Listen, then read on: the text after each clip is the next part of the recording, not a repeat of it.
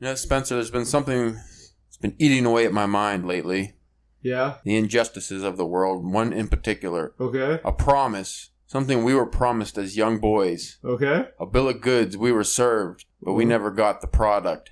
When I was a kid, and I know you remember this, we were promised that when we grew up, if we drank a certain shitty kind of beer, we would get hot twins lusting after us. And twins! And you know what? I saw two morbidly obese twins kind of looking in my direction today at work, and I'm thinking, no, that never happened.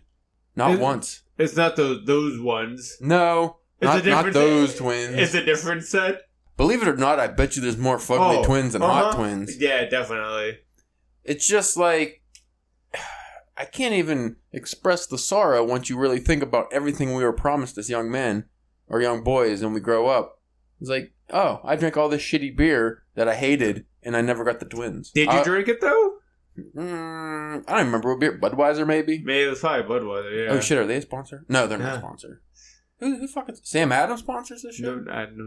Nobody sponsors it. Heineken? You sure? Nobody? No. You're just an alcoholic. Oh, why do I have a liquor cabinet full of booze if we're not sponsored? Who's paying for that? You're an alcoholic. Wait. Let me get this straight. You're telling me this whole time I've been buying this expensive ass booze and haven't been getting reimbursed by any sponsors? Yes. Fuck. And a lot of it you've took out to like book club and had other people drink that you didn't even drink it. Damn. Yeah. Imagine all the shitty expensive stuff that you bought that you don't have because you just gave away to people. That's really disappointing. I don't know I don't know how to feel. It's like my life was a lie. We're gonna get sponsors though, right? Sure. We're gonna get like a whiskey sponsor. Yeah, Caleb. Yes. You know what's gonna happen? We're gonna get like, extra cleanliness vaginal douches. Like that'll be our sponsor. Oh, we'll get like that new non-alcoholic Heineken. Ugh. Heineken Zero, sponsor of the podcast. Just because when you want the taste of Heineken, but not any of the getting fucked up that comes along with it. And also not really the taste of Heineken, probably. Just like a mild skunk flavor. Who's just like, you know what I could really go for? Just like a Heineken. But I don't want to get drunk. I just want to taste that beer bitterness of... Yeah, I feel like if I want a nice, cold, refreshing beer, I'm going to want a beer, not a fake beer. But maybe if you have, like, severe alcoholism and you still want to drink, but you can't anymore. But that's got to be maybe that's not such a small market. I just feel like we need I guess with the writing part, it should be like a writing sponsor. But I feel like the whiskey would be a good sponsor. Ooh, what's that whiskey that we like? That I really like? All of it? Oh yes. But the kind of that I will actually like... I would look forward to drinking, though. That doesn't murder my face every time I drink it. It's one of the creeks. Which creek is it? Knob Creek? No. Pine Creek. Pine Creek. Well, they're both pretty good, but I think Pine Creek is like the... Knob Creek's a little more potent. The Pine Creek's a smooth Canadian blend. Goes good with maple syrup and bacon. Canadians. A.k.a. hunk of ham. I think we're going way, way too into this. I don't even remember what the twins. Twin. So the point is... Twin Basil twins. You drink the fancy beer. The only thing you're going to get is alcoholism. Yeah. No twins. And a beer gut. I don't even think alcohol commercials... Do they have commercials anymore? Are they allowed? Very, not as much. They're not allowed to drink the beer. Yeah, they and they can't have hot chicks selling the beer anymore. You still see a whole bunch during like football games and shit like that. But you get like Neil Patrick Harris saying, "Ooh, Heineken's great," and then he has to fake drink it off camera because they're not allowed showing the boozing, which is a good direction to go in. Yeah. But you know what you never see? Whiskey commercials that are good. You always see the stupid Mila Kunis ones. What's that? The liquor that Ryan Reynolds is that a whiskey? Gin. Is it gin? Isn't it like aviation gin? I couldn't remember what it was. I don't remember because Hugh Jackman dumped it on the table. yeah, that's what brought it up. You know what? Let's get into this episode before we just go too hard into the drunken part of the pen writing. Which there's nothing wrong with that. No. But we haven't been drinking a lot lately. At least I haven't. No. I don't know about you. You've been going on some... You've been doing just straight up cocaine with hookers. Well, yeah, that's different. I mean... But that's not much different than... He was asking if I was drinking, but... You're just living up your high school days again. Yeah. the glory days. That's why you got no roof for your mouth anymore. Yeah. That'd be fucked up. I don't know how people do cocaine. Maybe I could I don't physically could do cocaine. I think because like I was talking to Caleb earlier, you might be able to tell fine folks, but I'm a little stuffed up now because of my allergies. But even whenever that's not a problem, I just feel like my nose is still so congested that like if I tried you want to snort anything, like it wouldn't make it in there. My nostrils would just be caked with cocaine. Yeah, I don't know how people do that. Anyway, DPW today brought to you by Jaguar Peruvian Gold, white gold, the cocaine with the most. Sorry, that's a new sponsor. I just got a text message. Fuck. Let's just get doing stuff. Sexual stuff. I mean. Oh, what?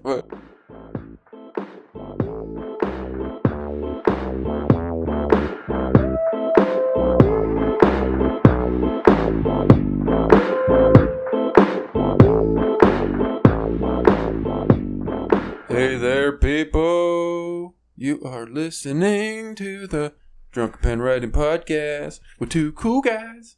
I'm Caleb James. With me today is Spencer, the Barbados Barracuda breeder. Ooh. Church. Can't all be winners there. I like it. Yeah, I mean, this sounds like something you could do, though. Yeah. They need barracudas and they need breeding.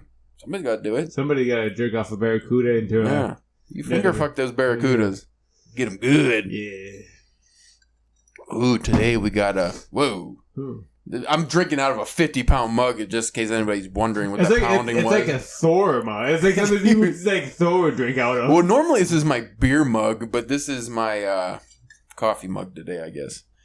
Today we kind of got a free-flowing, poetic type of podcast. It's not going to be any of that. No. But we are doing a brainstorming episode. Do I hear something? What a surprise. As soon as a podcast starts, there's ruckus. I hear the dog licking. I feel bad for him. He's so hot. Oh, it gotta be terrible. He hates it. Even with all the fur that I see Mindy like constantly brush off. Yeah. I think it's never enough. So anyway, I was licking this doorknob, right? Yeah. All the chrome came up. Oh, hey, Mindy, what's up? You didn't even take his janglers off. He's just laying there because he's hot. Is the air still on? I had it on for an hour and a half. Yeah. Okay. So Spencer Church. Yes. The man of mystery. Uh-huh. The guy with 1,000 penises. Yep. In and around his butt. Not all of them mine. Most of them not.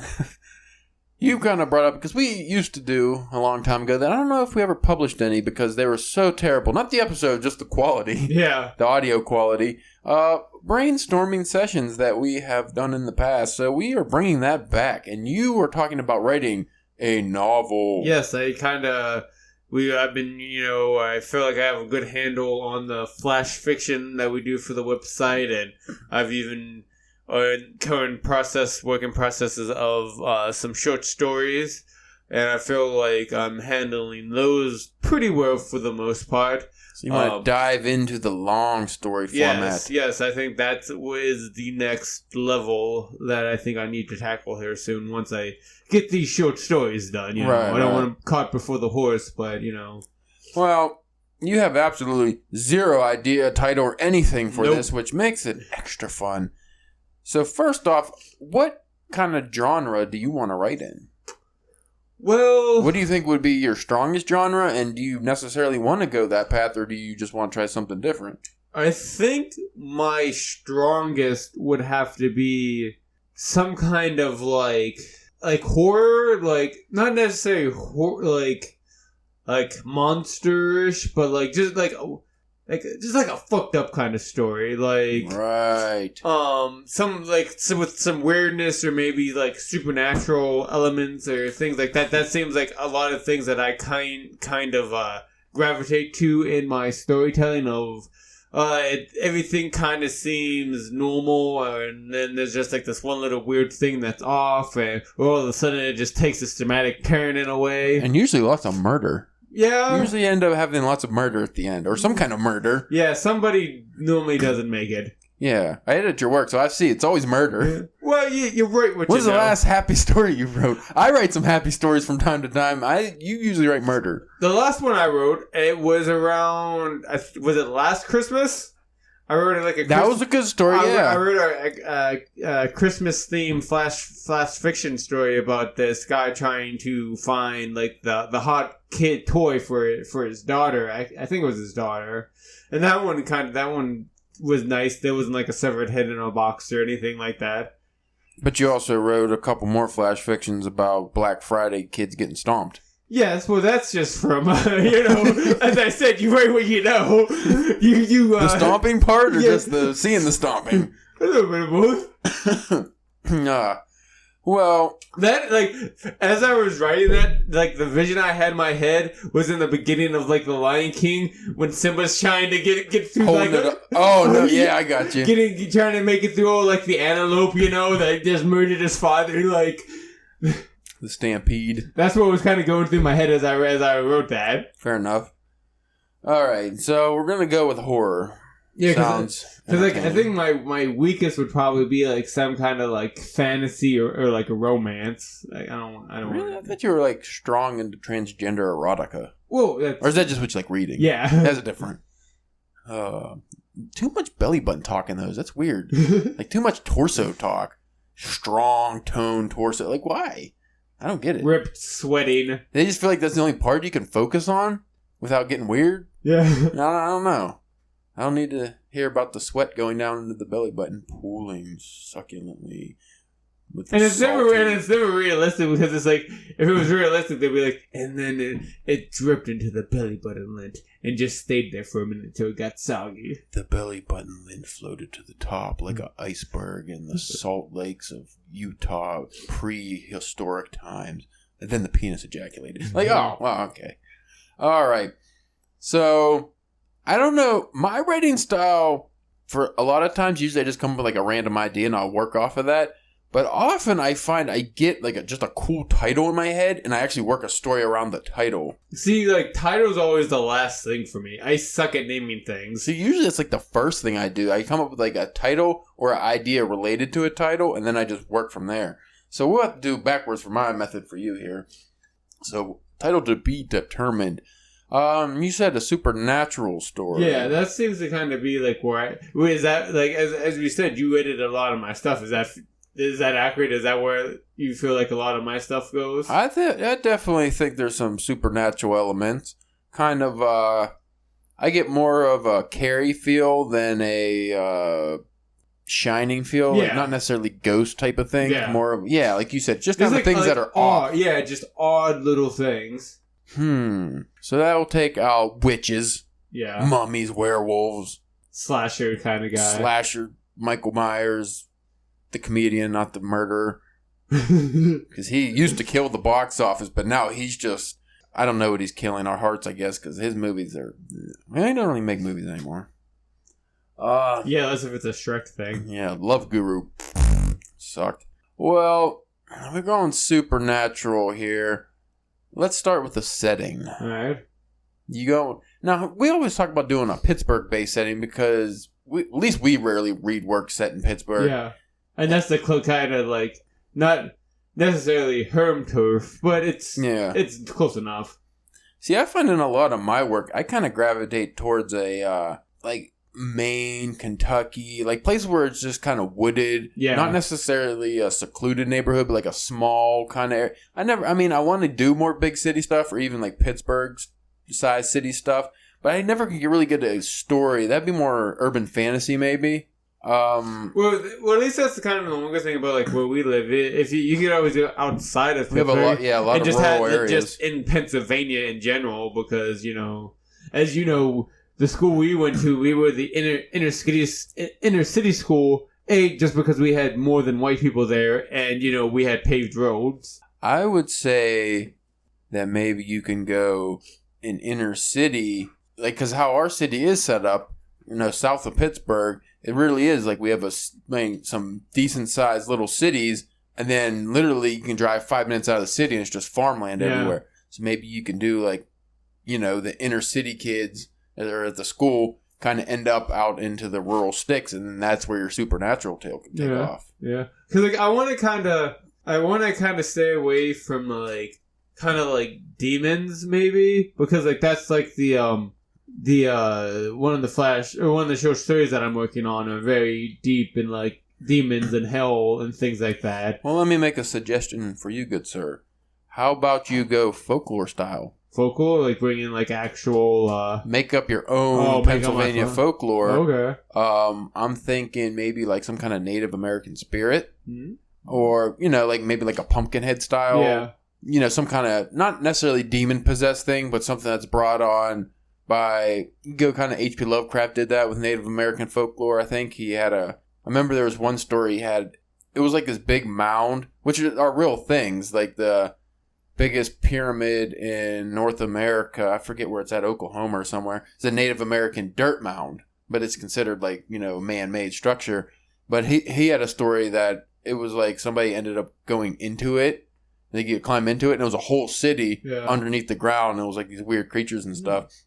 But you can maybe do something to do like a Native American element. It doesn't have to be Native American. I mean, you can have something from slave times or even more modern times. You pretty much do whatever you want. I think maybe like a Jonestown kind of thing would be cool. Yeah. And then you can have like a colonial setting or something for like whatever spirit came. It depends. Do you want somebody to get possessed? Do you want, just something that the protagonist has to fight off or is getting chased? Are you going Jeepers Creepers style? Or are you going, you said you want to stay away from slashers, so. I mean, like, I don't have a problem with killing anybody, but. No, I mean, you don't want just like a guy in a unstoppable mask. Zombie or something. Yeah. That's kind of stupid. And like as we were talking about before show, because like all those ideas we were talking about, like I like them and I think they would be fun to write. But like I don't know, like and maybe it's just a skill set yet that I haven't quite mastered. Obviously I haven't mastered, but haven't quite learned yet. Is broadening stories out into like an actual novel length, right? Other than at the longest, maybe like the longest thing I've read was like 12,000 words, something like that. Yeah, 15,000 words. Well, you definitely want to plot it out so actual beginning, middle, and end. Because short stories, you have like if you do a proper short story, you still have your beginning, middle, and end. But it's a lot more condensed. Yeah. So we'll use your Daily Rounds as an example. That serial story, that was probably like 12 to 15,000 words. Yeah, that's what I was talking about. That's probably been the long. Simple start. Kid gets an online. What was it? He looking for job application. Yeah, looking online, he finds like an ad for. And he was like into comics or Ghost or something like that. And I think he wanted to make a comic, right? Yeah. So he kind of found like this weird. It's like a job at a spooky hotel kind of thing, and or a weird hotel. I wouldn't say spooky. Anyway, apartment building. Yeah, apartment building. Yeah, and then he gets the job as what was it, like the maintenance landlord type of deal? Not landlord, but the overseer sort of guy. And just get through. So that's the beginning. He gets the job. So you start off with him in the job. Then the middle part was him going through the apartment, learning the job, and meeting all these fucking weird people in these crazy rooms and all this shit. And then obviously the end is him, I won't give it away for anybody who wants to read it, but the ending of it is him coming to either terms with the place or, it had a solid ending. So your novel would have those three basic principles. So, again, like I said, we'll just use the example of inner city kids going rural Pennsylvania. Yeah. Maybe the beginning is it's fall. I'm sure there's some kind of fucking prom or dance or something, homecoming, something in the fall, right? I don't fucking good at any dances, but I think they have Autumn Bash. There you go. I went to like one. I went to one, like, it wasn't even prom. It was, what was the other one? Like homecoming? Homecoming. I went to one homecoming, and I literally went in, like, blue jeans and a t-shirt. Wasn't lit? No, like, I didn't... Didn't slap? The one thing I did, like, I had Brad. Remember Brad? He used to work with us? I saw him the other day. Yeah, because we were waiting to get in, and, like, I asked him, because we were... Like, they might not let you in. So, like, I borrowed a sports coat and wore a sport coat until we got in, and then once we got in, I gave it back to him. Like, why the fuck care if people dress up at our school? The principal came to me when I was getting punched about it. Like, he didn't, like, say he wasn't, like, a dick about it, but he just said something about, like dressing up. Like, oh, I see you really dressed up for it and stuff. I was just like, yep. Yep, don't give a fuck. So anyway, so say some kind of fall dance or something. If we're using high school kids, because that's an easy trope. Yeah. I mean, again, if the novel, you're probably not going to want to go with just typical tropes, but just for the sake of... to move it along. Yeah. We'll do high school kids, fall dance. Maybe want to smoke some wacky tobacco, have a little bonfire, some partying. Again, another trope. So they go out to, rural Pennsylvania somewhere here. Maybe someone owns a farm they know, something like that. Which people like to do around here. Yeah. Well, that's the thing. Like, that is a trope for a reason, because in places like this, that is a weekly occurrence. Yeah. Even, summertime, whenever. Kids go out. This is where your character development starts. I would say avoid, obviously, your stereotypical, one's a jock, one's a cool guy, because I would go more with, like, how our school experience was. Everybody kind of meshed together. Don't just kill the black guy first? Well, if you're using the inner city school, like the one we went to, it would be more like 5 black guys and 1 white dude, so I don't know. That would definitely suck. Just pick up 5 black dudes all died immediately. Wait a minute. First 5 minutes. And then the white guy heroically whitened his way down the road with his hand thrown in the air whitely.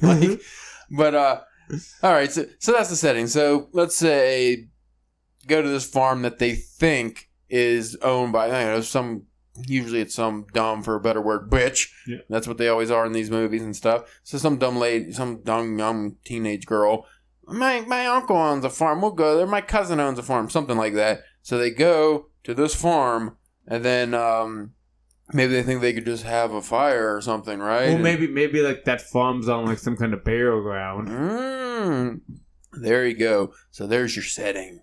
And then also with horror, you really got to set atmosphere. So that's one thing you'll definitely have to work on doing, because I don't do that I don't do that as much as I should, because I don't write a lot of horror, but I want to start writing more horror. Yeah. So I definitely got to work on setting the atmosphere. So, they don't just go to a farm in the dark. They creep along because, they don't know if they're supposed to be there. Maybe they want to sneak a little booze or something, and then a little bit of a mist, or, the clouds over the moon. Yeah, that kind of shit. Sunsets and things, and darkness. Yeah. Moons, everything's lit by the full moon. Yeah, shadows, and the trees are skeletal because they have no leaves. That kind of stuff. The ground slightly marshy, and their feet stick to it with every step. Maybe that kind of alludes to when they're running later. You can hear every step they take, because the ground's just littered with leaves. Ooh. Crunch, crunch, crunch. I'm getting a chill down my penis. All right, so there's your basic intro. And now what we got to hit is, what is your boogeyman going to be? You want to go haunted scarecrow? Do you want to go hail? Here's one you haven't heard of: a bale of hay that gets possessed and runs people down. Oh my god, it's the bale of hay again! Fuck. That's like the almost like that. That reminds me of like the Blob, something like the Blob. But I guess as ridiculous as that. Oh my goodness, is that barn door have teeth? Yeah, so you'll have to come up with that idea there on your own, sir, because I don't know what could be a good boogeyman that hasn't been done. Because the scarecrows have been done. What I would recommend is looking up some Native American folklore and kind of seeing what spirits and stories they have, and maybe taking some, like the old Wendigo is one of my favorite. Yeah. Kind of like even in Pet Sematary, don't they have, they allude to the Wendigo? I do believe so, yeah. Yeah, so that would be something cool. Maybe I should just, what I should probably do? I should just be that guy that writes a shittier version of every Stephen King novel. You could do that. Yeah, like Maximum Overdrive, you just have like a tractor. Or it's just smart cars. Smart cars. And then the computer systems fuck up and just take over and crash people on purpose. Yeah. Like The Shining is just about a guy that's really pissed off at his hotel Wi-Fi. He goes mad because it's not working. Like every time we go to a convention, I can't get the fucking Wi-Fi to work. Free Wi-Fi. Oh, really? Is it free? Probably because it doesn't work. Yeah, that's why. I can't use it. Can't fucking use it. Bitch whore. This is a real solid novel we got here, Spencer. All right, let's put that idea on the back burner. Maybe another idea could be maybe have something that takes place in the city, maybe.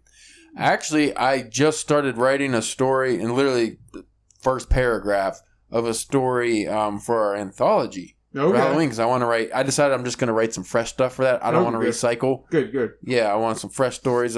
So, one thing that always intrigues me is I don't read a lot of horror stories that take place in a big, bustling city. Yeah. So, my short story, and I think you'll like the title of this. It's a working title, but I think it's good, is called The Devil's Foot. Okay. And it's going to be about, and I'm going for a comedic intro. I want it to seem funny, and then it gets menacing.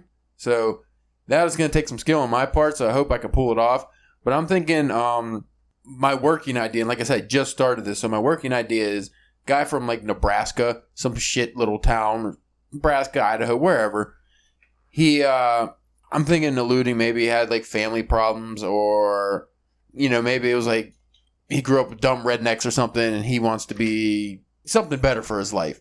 Bunch of shit I skip. He ends up in Tokyo somehow, right? I'm thinking big city, but the reason why I picked Tokyo... Or it could be any other foreign city. I just want a foreign city that's really big. That he doesn't know the language of. Yeah, because I want to really cement the fact that as far away from the home he hates, he is still really lonely even here because he might be surrounded by people, but he can't speak to them. And like that'll kind of have like an undercurrent to the story. And then like what I'm going to have is he probably gets lost. Because he can't really talk to people or, there's just nobody around or something. I kind of think I had to start pouring down rain. Everybody's scattered. And he doesn't know where to fuck go because he can't read the signs. Yeah. Maybe his phone's dead. He can't use Translate. Something like that. And he ends up going a dark alley for cover. Maybe there's an overhang of some sort. And he steps on a man's foot. Who is that man, Spencer? A devil? The devil. Ooh, the devil. Oh, the devil. And you know his name is? How he introduces himself? No. Lou. And then... And what I'm going to have, it starts off kind of comedic. And of course, I'm going to make him, your fucking... I don't want to rip off Stephen King's The Man in the Black Suit. One of my favorite short stories from him. Yeah, that's good. But I don't want to... But I do want to go tall, gangly guy. Something not right about his appearance. And then as... It'll start off, he's kind of funny. The guy steps on his foot. He kind of, jokes about it and stuff. And then they're stuck under this thing until the rain stops. So he's talking to him. And then... I want the dialogue to slowly, very slowly get more sinister. That way you don't just immediately go, oh, this guy's fucked up. You just kind of slowly start picking up, well, wait a minute. He'll maybe say something that's a little, well, what does he mean by that? Oh, you gotta have him do at points in time, kiss his S's? I was thinking about that, but I did a story similar called In Enter the Grifter about a traveling door-to-door book salesman. And he did that with his S's because he was a very devilish but he wasn't actually the devil. But I didn't really explain. He wasn't a book salesman either. Yeah, obviously. Yeah, but I think my description of that guy was one of my favorites I've done on a character. So I do want to kind of use some elements of that character in this. And like I said, I think I'm gonna do the devil. Starts off jokingly and stuff, and then maybe as he gets more sinister too, maybe he's trying to corrupt the protagonist. Because, that's what the devil does. Yeah. Stephen King's into the Man in the Black Suit. What do you want to do? Eat the kid, I think? A fish? Something like that, yeah. He wanted to eat the kid, so he told the kid, his dad's going to molest him and all this shit. He told him his mom died, all this fucked up shit. So I'm thinking I'm going to kind of go that route. The devil will just slowly go into, well, your parents are dead or something. He'll know things he's not supposed to know. And that's how it'll get into sinister. But I don't have an ending for it yet. I want the protagonist to live. You do? Yeah, he's got to get away because I'm trying to write him in a way that you're going to root for him. Yeah. And you can't do that and then kill him off. People hate that. It's a short story, though. Yeah, but I was thinking, depending on how well this does, it might be the intro to the anthology. Okay. You don't want the first to be a real bummer, the first story, because then people are going to be I don't want to fucking read anymore. Yeah. You can give him peanut butter in my jar if you want. He's fine. Just chilling. You can eat my jar. It also has peanut butter in it. It's just peanut butter all around the rim. It's nutty peanut butter. Chunky. That was good. That was a wit. You like that? Yeah. Highbrow. Spencer got the highbrow wits from time to time. What does that mean? Highbrow. You know what, Mindy? You could go lay down. It means your brows are high. We should look that up. What create? Because the big wigs we learned about that on the Rogan podcast. But where did highbrows start? Did they used to just have really high eyebrows and that was the sophisticated look? Your eyebrows are at the top of your fucking head? Maybe it's something that you say that makes everybody like, like makes you open your eyes up and go, ooh. Oh, God. You saw the peanut butter, right? And you see that jar of pickles she has in her hands, right? Yeah. It's so good. Where are you putting those pickles? On a wrap. And what else is on that wrap? Peanut butter. Whoa. Oh. What the? I'm not a fan of pickles to begin with at all, in any way, shape, or form. I don't get it. It's so good. But is it, though? I know you don't want to hear this, but I did try. You made me. I'm not pregnant. I was going to say, because that sounds very much like a pregnant food. I'm not pregnant. It's just very good. See? I'll just wrap it up and eat it. Oh, you don't even cut the pickle up or anything. No. She Just stab the whole pickle and just takes just works your way down. I know what you're missing. You should have seen her when we went to the fucking Wild West Rodeo that one time. They had the big jar, or like the big wooden barrel of old-timey pickles. Yeah. They were just for show, but she dove right in. Yeah. What was that called? Rusty's Roundabout Rodeo or something? That never happened, folks. I never went to Rusty's Roundabout Rodeo. Man, that threw me all off. So, anyway, writing this horror story about this girl that loves pickles. Haunted pickles. So, you're going to have him, like, stay in the alleyway the whole time while it's raining? Yeah, I was going to have it pouring down rain, maybe even a little lightning for atmosphere. And that, that would give him an excuse not to just fucking walk away from this dude. Is the devil going to, is he going to look like Japanese or wherever no, he's from? I was or is he going to look like American? That's another reason why he's going to talk to him is because he's actually, he speaks English. I don't know if he's going to be American necessarily, but he speaks English, so he'll be like, okay, I can... Because he's so lonely anyway, because he's in the country. He's been there for a week or two, doesn't able to talk to anybody. So maybe instead of like in an alleyway, you should make him like go into like this little bar that maybe like there's a neon sign that has like a like a beer glass or something. Right. So that way, just like you get like it's not a lot of room. But, like, you give them room for, like, the characters to, like, move around when they're not, like, so condensed, like, standing right. Because the way you're talking about it, it seems like they'd really be standing, like, right next to each other. Yeah. And then that way, too, like, if they're at the bar, like, you could have, like, the devil guy. He's English or whatever, but he also knows Japanese or wherever he's at. So, like, he could be the one, like, order them drinks and stuff like that. That would be a good move, too, because, say, the protagonist ducks out in the bar, well...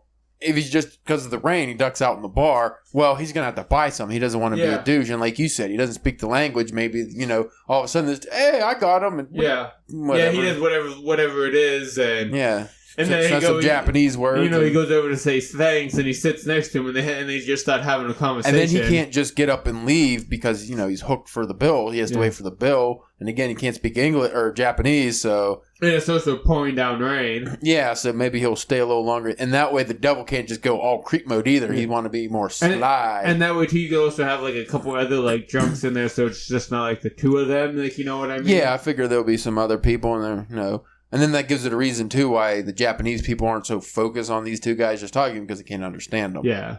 Whereas you have a regular bar scene. One thing that always kind of throws me off in bar scenes, like American Gods, for example, they're in a bar and there's three of them and they're drinking mead and like arguments or fighting, whatever they have. It's like nobody fucking looks. Like there's all these patrons in the bar, they never care that there's all this yelling or loud talking or real intense conversation. Because I know if I'm out somewhere and I see two people in a heated, like even just discussion, I kind of look, what the fuck's happening? They never really talk about them, so this would be a reason to. Yeah. I could do some cool things with that. Like I said, I do want that character to be able to duck out before the ultimate soul stealing or eating him or whatever decision comes to play. Maybe he invites him to go somewhere and he's because he's feeling uneasy. Maybe, because you said he'd be like from Nebraska, right? Some Midwest place. So like he's a good chance that he could be like have a little bit of a religious background. Yeah. So like say maybe he doesn't necessarily believe, but like out of force of habit he wears like a cross. That could do it. Or like maybe like they have all those different kind of saints, like and you can get like their necklaces or whatever, and maybe he does something with that to like at least like hold him off for long enough to get out of the place into the rain. I like that. That'll work. Somehow maybe bless the holy water and make him drink it, without telling him. And I kind of like the idea of a chase scene, like a foot chase. This devil maybe as he goes out, because I kind of want him to be, well, not just lanky, but almost like shape-shifting lanky, where he's like, maybe they go out and he follows them outside and all of a sudden he's taller than he was inside, and then they're chasing. I want his fucking long arms and legs going. You could say like because he's so tall, but like he's like inside he's very hunched yeah. over, so like his actual height is very like Can't tell. Yeah, you can't really tell. But like, you know what might be interesting with that is like you said you want to do a chase scene, but like I said, you get him into that small bar and like say like they start talking and like he starts really like, oh, this guy's kind of weird, and he's like, well, thanks for the beer, like here, like I'll buy you one, and then he kind of tries to leave, but he just keeps on slowly following him, like, you know what I mean, like that's your chase scene. It's maybe just, even gets him in the bathroom or yeah, something. like I said, then he tries to go to the bathroom and he follows him in there too, trying to spark up a conversation. Like it's just this slow burn, like it's not like a high speed chase, but it's just like this like a little like cat and mouse game. Yeah, I like that. And I like like I said, I like the Tokyo setting. Another reason is because, you know, you said the little bar on the side. Well, Tokyo, I don't know if you've ever seen pictures, but they have those they have those whole alleyway kind of things where it's just all these tiny little bars that you could just duck into. They're opened up and you can just go right in. And then not very spacious in those, so it is enough room for them to move, but not enough where they can. I'm thinking almost kind of like something along the lines of like Jose's. Like, you know, that's not a very at the biggest, like the buffet or like the catering area, like at the very biggest, like, you know what I mean, like that's not a very big, it's just a big box, like, you know. Yeah, I definitely think I could have some fun with this because I started writing it, like I said, the first paragraph, and I was just really tired, but I wanted to get the idea just started. Because if I could just get the idea started, I won't forget it. Yeah, it'd be easier for when you come back to it. Because even if I write notes, sometimes I'll forget like where I was going with it, though. Like, okay, I have these notes, but I don't have the meat of it. So if I write a little bit of the meat down, that kind of sticks. When I started it, I've kind of been in a creative funk this week. Like, I just can't get cool ideas out. Yeah. I don't know why. So I'm hoping now I can take some of these ideas and, you know, because I was going in blind. Because usually I have a solid idea where my story's going to go. But when I don't and I go in blind, I'm kind of just wandering. Yeah. And that's a little, like, I'm trying not to do that as much anymore because I find I don't finish those stories that often. And then, like, back to, like, my story, like, because at first I thought, well, maybe, like, because you always see, like, these conventions, these guys doing, like a superhero kind of story, but, like, in novel form. And I've never read any of those, and I just thought, I always wonder, like, how those are like in, like, a pro setting. If that would be something maybe that I could, like, just with, like, my experience with that kind of stuff, like, if I could do that or not. When I was younger, and I can let you borrow because I'm pretty sure I still have it. It was a Spider-Man novel. Yeah, they have those, yeah. And it was really good. I really, really enjoyed it. So, I mean, again, that's Spider-Man. It's a well-established character. But you can definitely tell a good superhero story in novel form. And you can even do stuff you can't do in the comics. So I think that'd be a cool way to do, too. What if you did a horror superhero story? There you go. No, that's that movie Breitbart, isn't it? Or Brightburg or whatever the fuck it is. It's like a Superman if he was evil. Yeah, pretty much. And I guess apparently, like, at the end of that, they found a way to introduce, like, an evil, like, kind of like Aquaman and Wonder Woman, too. Ew. Yeah. Stupid. Well, who's going to save the day? I don't think that's the point. I don't think nobody's going to save the day. I didn't see the movie. I heard it was okay, though, but I didn't watch it. I'm still trying to figure out when I'm going to go see this next Spider-Man movie because it comes out on a Tuesday. It comes out on the 2nd. The fuck? Because I think they want to try to get it out. They want to have it out before the 4th rather than after the 4th. That makes sense. Because the 4th is on a Thursday this year. Not only am I not excited for that movie, I just don't care. It's not anything against Spider-Man. I really like the last one. It's just... I like Spider-Man, but I don't go crazy for Spider-Man. That's not your, like, any Marvel movie really is not your, like, go-to. But I'm excited for that Tales You Tell in the Dark or whatever, that movie from Guillermo del Toro that's coming out in August. Based on those old... Yeah, it's based on those horror books with the creepy illustrations. Oh, okay. And it looks pretty damn good. Another sidebar, I just saw announced today that Joe Hill is doing a pop-up label for DC comics. Horror comics. Yeah, and, like, I guess he's doing the first story, and then I think maybe after that or whatever, it's going to be, like, rotating creators and stuff like that. But that seems very. I saw the basket full of heads. Yes, Ooh. yeah, that's it. I have to pick those up. Mr. Joe Hill, if you're listening, I know you are, because he's my best friend. Why apparently. wouldn't you? Yeah, why wouldn't you? I just want to say, I am jealous of your ability to grow such a goddamn thick beard. Oh, like that too. Like, And I know Stephen King does it too. They all can. Yeah. All the King family, but his fucking, like, there's so much space between the nose and lip. oh, he for the has. He could have an awesome mustache. He can just have straight, like, he doesn't, his beard, like, eats his face. Yeah. But it's, like, shaved down, but it eats his face. Like, if he could just manicure that thing, he could have the most badass, glorious beard. But he's just like, he's just like lets his it go. dad. Yeah, just fuck it, let it go. Crazy looking. Dude, he's such a good writer. I need to start reading some of his work, but Which I wanted to bring this up to you because you told me the other day you bought that where was it from with the Stephen King collection off ebook collection. Yeah. His whole collection, his whole bibliography. Now, folks, I believe that Mr. Caleb over here just did that for the simple fact that I started this little ritual that, like, I was just going to randomly drop Stephen King books off over here whenever we come to do these episodes so that he would start reading them. And so after the second time doing that, oh, what a surprise. Caleb's like, oh, I just bought all of his ebook collection, so, you know, you don't have to bring any over anymore. Yeah, you can just read it whenever. I'm going to tell you two things to tell you to shut the fuck up, Spencer. One, I did it because I can't be fucking walking around with these giant ass doorstops. Most of them are paperbacks. You'll be fine. They're huge and they don't fit in my bag. This House of Leaves in my bag, it fucking crunches everything. Oh, so yeah. I put one of them Stephen King books in there. Fuck. Two, I am going to read The Shining and Dr. Sleep this summer because I'm going to see the movies. Yes, that's Well, I'm going to see Dr. Sleep and I haven't read The Shining, so I'm just going to go ahead and do those back to back.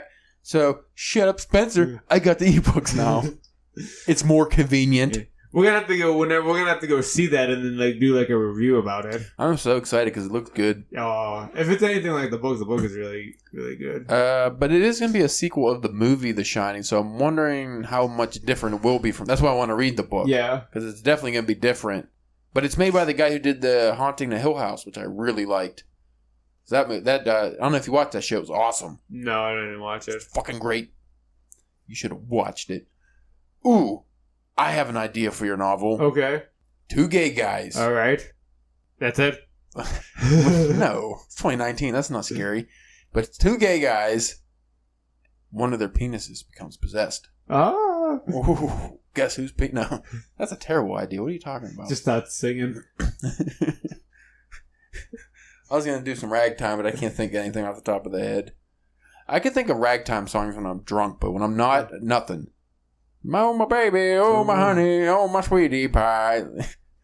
So we kind of worked on my story. Why don't we work on your story that you're writing? Okay, which the one that I'm working on now. Did you finish it? I finished the one. The hell story, you finished that, so you already know where that's going, but what about the other one? Or did we already talk about that before? The butcher story is out? I am now going back and doing edits on the first draft of that now. Ooh. So what I'm doing now is because like when I originally wrote it, it was kind of like in first person, and then like it took a while for me to get back to it, and then when I started writing it again, I started to do third person. Oh, that's the worst. And I think it's better in third person. So you're gonna switch it? So like that's what I'm in the process of now, with changing all of the first person stuff into third person stuff. Oh, that's gonna get messy. And then kind of like fixing like sentences that don't quite feel right. So I figure I'm gonna do all that stuff, and then Do your actual rewrites? And yeah, then once I do that, go to check out what I need to do story wise, like actual story wise, to fix it, to make it better. I actually had that with that short story collection I was working on. I had the exact same problem where I wrote it in first person, and now I'm really second guessing myself if it would be better in third person. And I kind of talked myself out because I don't want to go back and fix everything, because I kind of want it to be I feel like it's scarier coming from the first person with the particular story I'm telling. But at the same time, it's caused me to have a lot of problems with the tenses for some reason. Because I do like a lot of past tense, but then I'm also like, oh, wait a minute, maybe this part should be present tense. Like, I'm second guessing myself on things I never did before, which is really weird. I think I just maybe the way I wrote it. So like, I feel like I write better in third person as well, other than first person. They always say it's easier to write in first person. I always found third person easier. Yeah, I always find it like as just being like an outsider looking in or somebody telling. Because the way I write in third person, it's kind of like if I was just kind of like telling you the story. Yeah. Almost. It's kind of like how I write. I feel like how I think it comes my out. problem is the first person, and I'm sure you could do. I don't know if I've ever read a story that wasn't like this, but usually it's the first person that's also the narrator. Yeah. And that's kind of where I get trouble because sometimes, third person, you could throw shit in there that the protagonist doesn't know what's happening. Yeah. But if it's the first person, it's kind of, it's not hard, I guess. Say in third person, there's a monster coming around the corner. Protagonist doesn't know. So you could just describe the monster and it's coming around the corner. Well, in first person, if that's the narrator, then if they don't know the monster's coming, they're not going to talk about the monster coming. So it's kind of hard to... Unless if you put in breaks of like just third person narrative. I thought about that, but I don't think that's... You also have to worry about your readers who are trying to read that. And if they're going to get that, if that's something that they're... I think another problem is, other than like H.P. Lovecraft and stuff, most of the stories I read don't typically involve just straight first person narrative. I mean, like this House of Leaves I'm doing right now, like half of it is first person, but it's not really.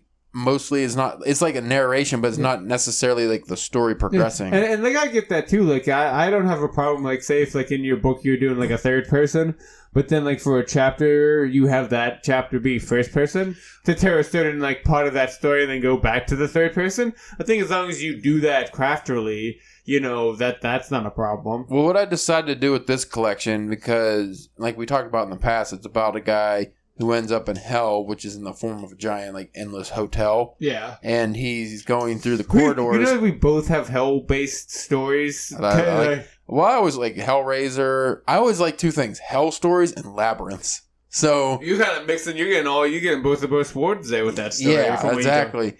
But, and then, so my protagonist, he's in hell, but he doesn't know it. And he's going through, or he doesn't want to believe it. He thinks it's a dream, something like that. Maybe make him like an atheist or something, so he doesn't. Like, well, he's gonna be a serial killer at the end. So he's a piece of shit. So maybe I don't know.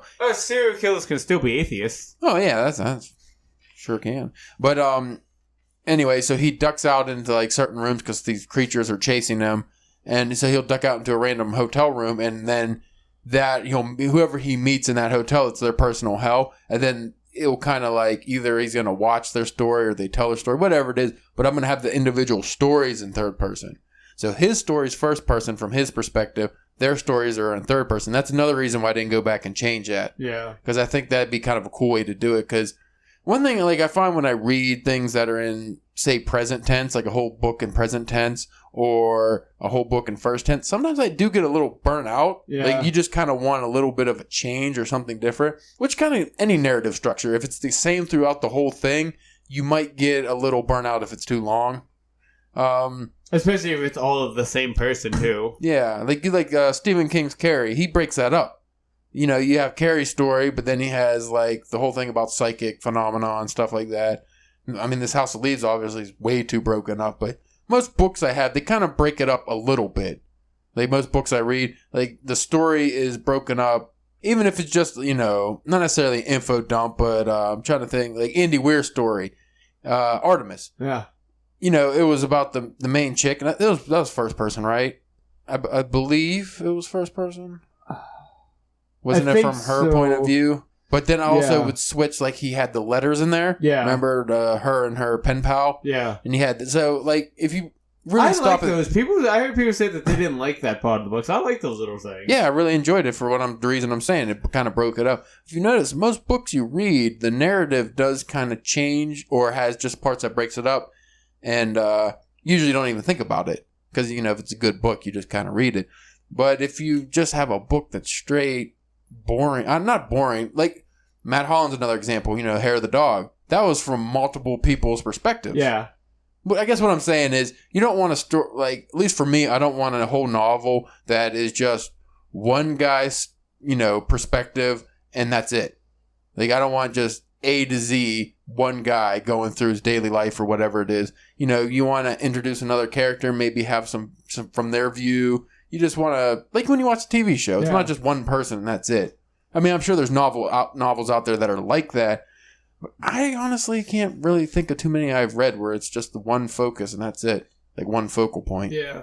So you're going to write the next great American horror novel. That's what we came conclusion here. Yep, they're going to make 15 movies about it. I was thinking today how much money Stephanie Meyer's made off of Twilight. It Don't made me do it. sick. Don't do it, man. It just pissed Just me stop. off. I'd like, how much do you, like, I was trying to navigate in my mind how a movie deal would go. Like, we're going to give you this amount of money. I think personally, because, you know, you're not supposed to accept. You're supposed to, you know, no, make it extra 20 grand or whatever. Yeah. I think I'd be like, I will 100% accept this deal if I get a cameo in the movie that's not allowed to be cut. Yeah. Production. Yeah. I just want to, because I want to be like Stephen King. I just want to be in all of the movies based on me. Stephen King, Alfred Hitchcock, all those guys. I just want to have just a spot. Guess we could end this episode. We came to. I feel like at least I got some ideas for my story. I don't know if I helped your novel idea. I always feel like I'm better at like helping with other people's ideas. Well, maybe I'm just terrible at helping you with your ideas. At least give me something to mull over, and maybe whenever I have more of a concrete like idea and premise, maybe we can. You know, we'll do another brainstorming once I get like a better. Well, that and also you finish your fucking short stories. Yeah, we got to get the first things done first. I just kind of wanted to come up with like I wanted to have like I didn't want to get done with these projects and not have nothing like lined up. I kind of wanted to at least have something kind of sketched out so I can go from. Because like that can kill your writing mood too. You get done with something, then you're like, "What do I write now?" And then you don't write anything, and then you just find yourself down in a ditch again. Well, I started in the ditch, so it's kind of like home. Well, anyway, folks, we hope you... Actually, fuck you guys. You should be giving us ideas, too. You should be calling in. The number is 1-800-BONER. We get Twitters and emails. You guys should be sending us ideas of things you want us to write about. If we fucking knew how Twitter worked properly, I would do some live tweeting on this and have people shoot us some ideas. But also then... Like, we also need you guys to, like... Yeah, like, we have trouble coming with episodes idea. You guys just need to start sending us some, like, random questions that we can discuss and kill some time with. Yeah, you're just sitting there listening, maybe in the nude with a stick of butter on your nipples, and you're not going to tell us or give us any ideas or anything. You're just going to suck us dry. Would you rather come up, have an idea and listen to us talk about it? Wouldn't that be cool for you? Yeah, wouldn't you like that? I influenced the show, like... Be like, that show that reaches 18 million people... weekly. That's maybe in its lifetime. Legit number. That show, I influenced them. And now I'm cool too. Hey, if you give us ideas, we'll shout you out on the podcast. Definitely, yeah. Like, so-and-so wanted to know our writing process about whatever. What else are we going to do? And it doesn't always have to be like whatever. Because if we get enough questions, we could do a question episode. And they don't always have to all be about writing necessarily. It could be about just other random stuff. No, I was thinking... we think you guys like to hear us talk about some bullshit from time to time. We do the DBS episodes. I think we need to start doing some DBS episodes that have nothing to do with writing or books. Yeah. Or comics. Yeah. Well, what else would we talk about? Exactly. That's the thing, man. Maybe some real-world issues. Like sports or something? Something, man. We're going to talk about some real shit, man. I don't want to talk about government stuff. That's just depressing. Well, no. I like politics. That'll tank us right into the fucking toilet. No, I'm talking about, like... life, man. Where does it all go? Nowhere. Pretty much just like what you talk about if you're really high, I guess. I don't know. Anyway, you guys can reach us at drunkenpenwriting.com, where you can also read our fancy fiction. That's what we're calling it now, fancy fiction. Oh, yeah? Yeah, because we write it with monocles. I was a little upset. My brother's fiance went on a flight. She had to go to Denver for work. Didn't bring anything back? Well, no, just that. But she texted me, like, before. She wanted to know, like my favorite Stephen King novel. And I was like, oh, well, that's a loaded question. But, like, because she wanted to, like, download something to read for the plane there. And she told me that, she decided to go with The Green Mile, which is a very good, excellent pick. But I was going to be like, well, there is this website that has a lot of good writing on it that you could spend hours and hours of reading things off of. Yeah. That are free. And only a couple minutes long to like you read nothing like too terrible. Fuck. Just keep that in mind when you hear this episode. Yeah, lady that I don't know, so I can say things about. I'm sure she's a very nice lady. Nice lady. Probably a lot nicer than us. Oh yes, definitely. Maybe she even read some of your stuff once. Yeah, maybe. Anyway, and you can hit us up on Twitter at Drunk Pen Writing. You can go to Facebook and debate us on anything literary if you'd like. Nope. Well, it'll be a strong debate. I will definitely reply within the year. And you can go on the Goodreads, which Mr. Ashley Hatter has not been on recently. I think he got burnt out. Boo! I'm not moderating it, Ashley. I'm not doing it. I'm not hopping aboard the Goodreads train, which I kind of think I should get fucking ditch Twitter and go to Goodreads because there's actual writers on there. Yeah. And not just what's your main character's favorite color underpants? Like, I'm so sick of that. Or these stupid polls. It's all my feed. I don't even read it anymore. Like, I try. I wanted to build up the following, but I'm just like, I don't give a fuck about all this. It's nonsense. You're not talking about writing. You're just talking about dumb shit just to get a response. What is the point? Are these people even buying your books? Probably not. Nope. And then most of you are selling your books for 99 cents anyway. The fuck are you doing? Probably not reading them. No, who... Like, except for, like, you know, the book of the month kind of thing we were doing, I generally don't read books that cost 99 cents if I don't know the author because I'm like, well, this... I don't want to be the guy to stereotype, especially like Matt Holland's book. Was that 99 cents? I don't remember. It was just the ebook though. I'm talking about print books. Oh yeah. I'm just like, if it's like under $3, I'm not gonna think the quality's good. If you're having like a sale, okay, but if that's just the price, I'm like, is it good? Like, why are you just giving it away pretty much? Anyway, so you can hit us up on those platforms. You can go to our Twitch where we game. We just play games for hours. That's not Drunken Pen Writing though. That's what was that? Cuck Boners Fight something.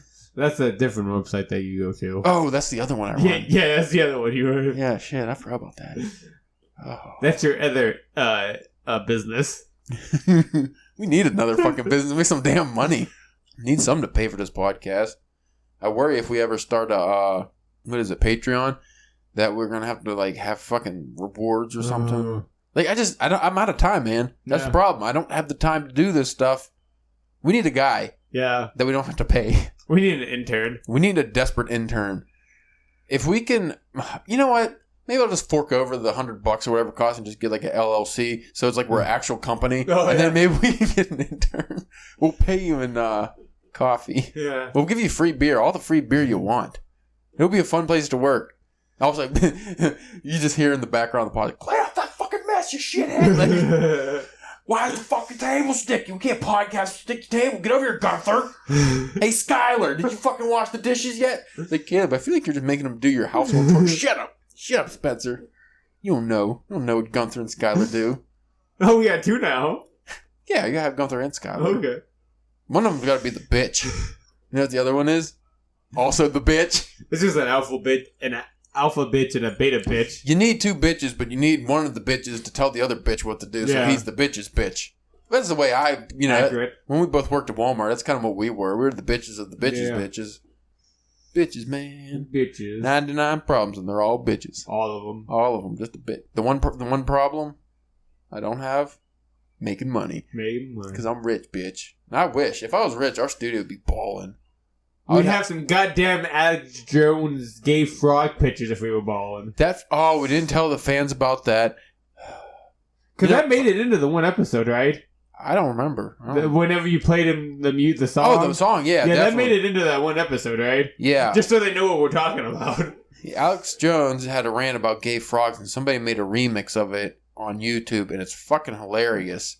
And it's one of my favorite things ever created by anybody. And when we went to the shitty Altoona Con, normally not shitty, but it was shitty this year. One artist, it caught my eye instantly from a distance. Yeah, that was on our first lap, I think. First lap. He had a painting, I believe it was. It looked like a painting. It was a print. It was a print, but yeah. It looked painted. Yeah, I think it was, but it was his art. And it was Alex Jones, Gay Frog. And like Alex Jones in his full glory of Alex Jones face. It was wonderful.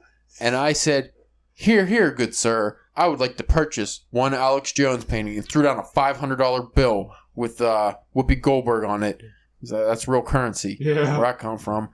And Stonewall Jackson, maybe that's it. Who's on the $500 bill, Spencer? Oh, you don't know? Because you never had a $500 bill because you're not balling. I'm not. Anyway, so I was like, here, good sir. And I threw him 19 shekels. And he said, oh, I don't have any more of those.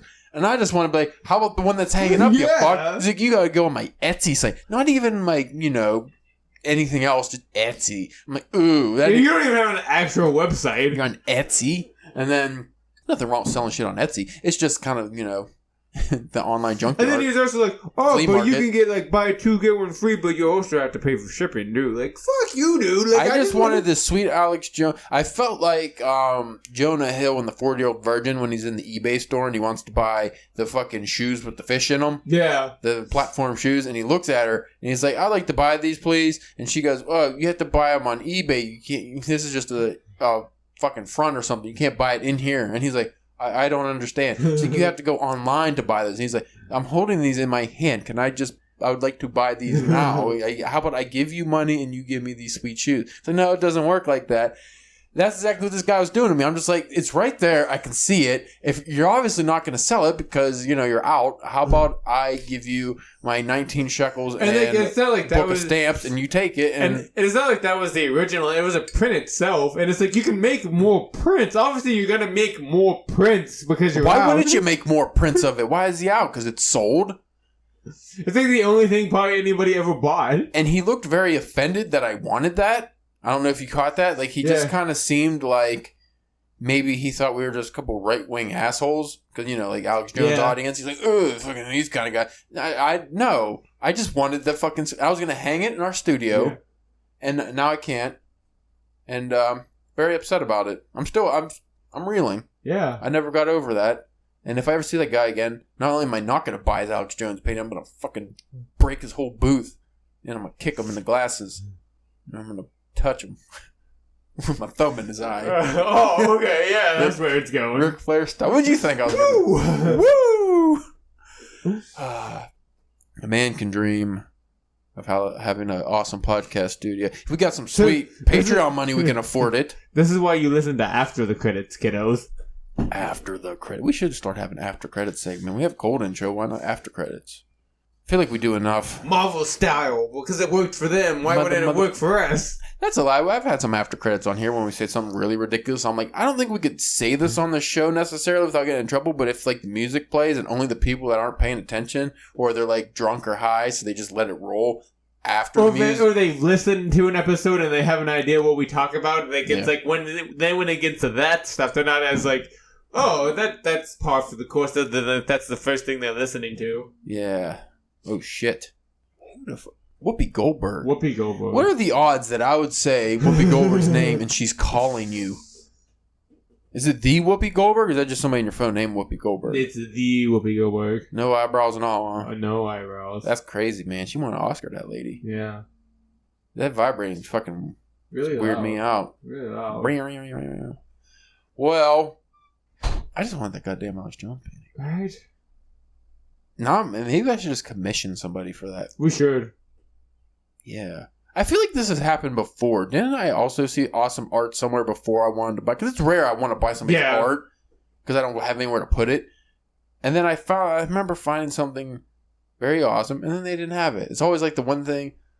Maybe it was like the RD Strongest Man in the World I remember seeing from something like that, Pete I wanted, and it's like, oh, this is my last one. I can't sell it. What? Why do you have it on display? Why can't you sell the last one? I don't get that. It's like when you go in a store and you're like, oh, I really like this table. Can I buy it? It would be perfect for my podcast, Mr. Guy at Big Lots. And then that guy looks at you, Caleb, and says, hey, I'm sorry. This is, we're all out of them. You can't buy it. Well, why can't I buy it? Because we're sold out. Well, are you going to get any more in? Nope. Well, what do I do? This sounds like a painful story. Did this actually happen? Yes, it did. It was the perfect podcast table. And then, this was only a couple months ago. And then I asked the guy, and he said, well, you could buy the display model. And I was like, well, is it cheaper? Because it's all fucking scratched up and shit. And he was like, no, it's full price. And I said, well, go fuck yourself there. Fuck you, guy. Good day, sir. And I took my 19 shekels back. And this is why Amazon makes its money. The point is, I cannot get rid of these goddamn shekels. Like, nobody will take them. Because every time, they just deny me my purchase. Like, imagine if everywhere works like that. Oh, you're at Starbucks. I'll have one venti iced Americano, we're please. out of coffee. We don't all coffee. No coffee for you. Oh, man. Maybe I should stop throwing the money at them so hard first and, like, wait and throw the money after the transaction's set to go. So anyway, that was the Drunken Pen Writing podcast. I'm sure you guys just love it. And if not, there's plenty of other podcasts. You know, you should give us money, though. Yes. I was thinking about putting a donate button on the website, but I don't know how that would do. You could do something. Yeah. Something to make money. We could actually, I just make content and sell it. That'd probably be... Merch. We want to make merch. Problem making merch is effort. Yes. But I got some good ideas for merch. Anyway, you folks have a lovely evening. Bye. Bye.